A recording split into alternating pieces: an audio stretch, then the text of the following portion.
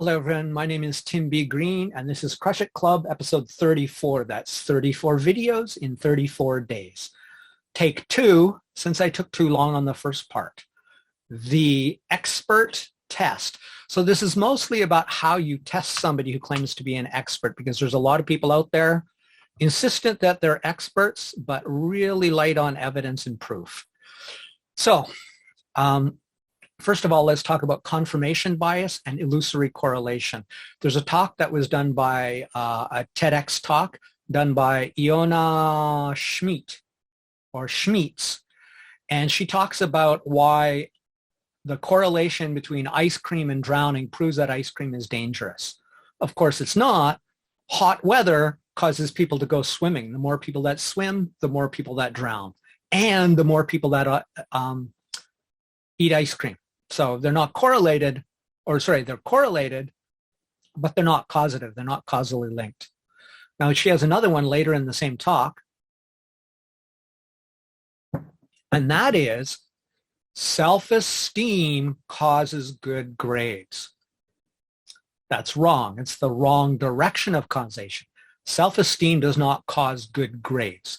Good students who get good grades get self-esteem. So good grades and good achievement cause self-esteem.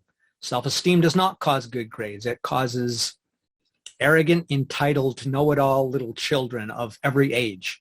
And you can see that in anybody who was born in the era that was the belief in school, and has long since definitively not only been proven to be false, that it is in fact good grades cause good self-esteem is the correct direction of causation, but that those who were raised under that paradigm actually have lower self-esteem than those who were born previous to that. So treating everybody like they're awesome without them having to risk failure and actually achieve something legitimately have lower self-esteem than those who are allowed to fail.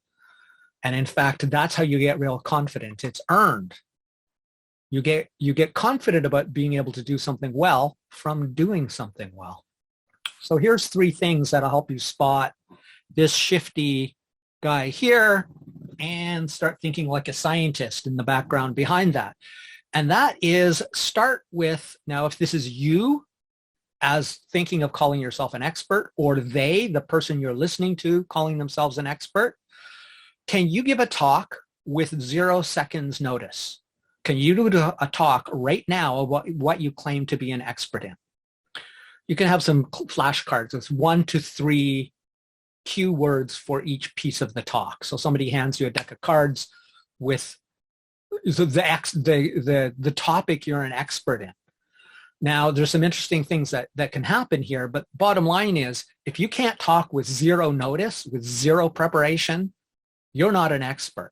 And if the person who you ask a question or you ask to talk about it with 0 notice needs time to prepare, maybe they have a specific talk they might need time to prepare. But if you got, just give us an overall idea about this topic.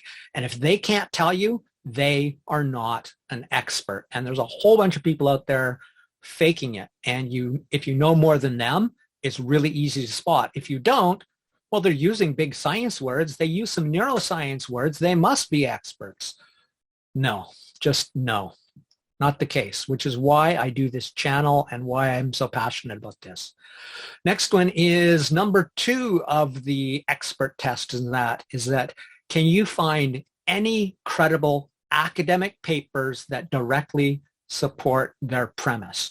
This doesn't mean the New York Times. This doesn't mean Forbes. This doesn't mean Business Week. This doesn't mean any mass media, because I can give you an example. I did an article called, my last article on LinkedIn to date, the most recent, I think it was called Question All Science You Learn in the Media, because I give 2 or 3 specific examples of complete horseshit that most people believe is science around time management, Pomodoro, and 5217. Which you can check out there on the LinkedIn article. And then the next one is, now this is what you can do for them, and they should do for themselves if they're legitimate experts who want to grow. And that is, seek disconfirming evidence. So instead of, like confirmation bias, I'm going to find evidence to prove that I'm right. It's like, I'm going to go look for evidence or ask them questions to say, or seek information that proves they're wrong. And that's what Adam Grant talks about thinking like a scientist, is like, can you disprove your own hypothesis? Can you disprove their hypothesis? And if you can do that easily, so you do this either from your own knowledge, if you're more knowledgeable than the speaker about that topic, which isn't that high of a bar, believe me, or from outside sources. Can you disconfirm what they're saying and find out that Pomodoro 25-5 is nonsense? Not because of the rest and productive cycle, but because 25-5 is completely arbitrary and is not based on science. Next one is, and this is really telling because they can't fake it, especially in front of a crowd, and this pisses them off. Now, it shouldn't piss them off if they're actually experts. If they aren't, which all too many aren't, then they're not going to like this question at all. Not only because it's questioning them, but because they can't answer it, and it shows them for the con artists they're actually being. So the number one thing is, how do they respond to questions that challenge them? If they're hostile, that's a red flag. They may not like it. They just might be short-tempered. I'm pretty short-tempered, but when I know what I'm talking about, I might say, well, no, here's why that's not true, or I disagree with you, or I don't know. But only a threatened animal, including a threatened hairless ape like we are, gets really hostile when we feel threatened. Not when it's like, well, yeah, no, that's not really the way it works. Or let's talk about this after because that's too big of a topic to do during this discussion. But if they freak out, if they get defensive, that's a high indication that they really don't know what they're talking about and they're just pretending to. And along the same lines, and the last part of this is,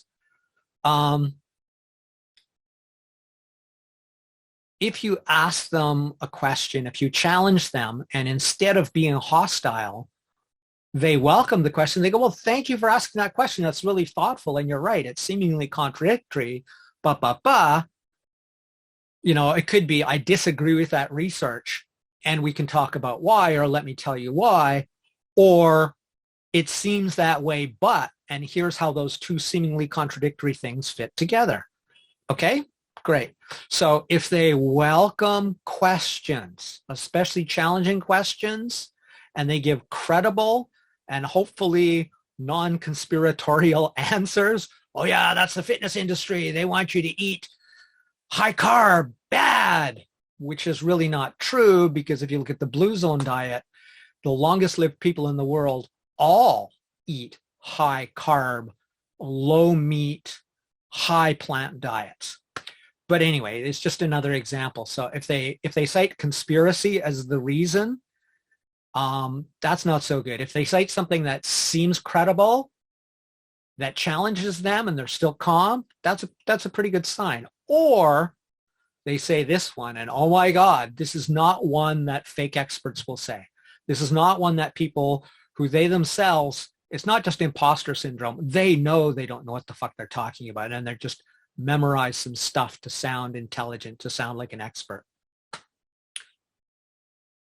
Tim, what is the EQ of the encephalization quotient of a human versus a dolphin?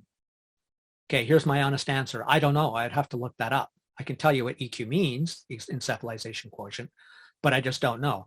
An expert, when they don't know something, has every comfort in the world. And especially if they go, I don't know, let me get back to you. I don't know, that's a great question, but I just don't know the answer.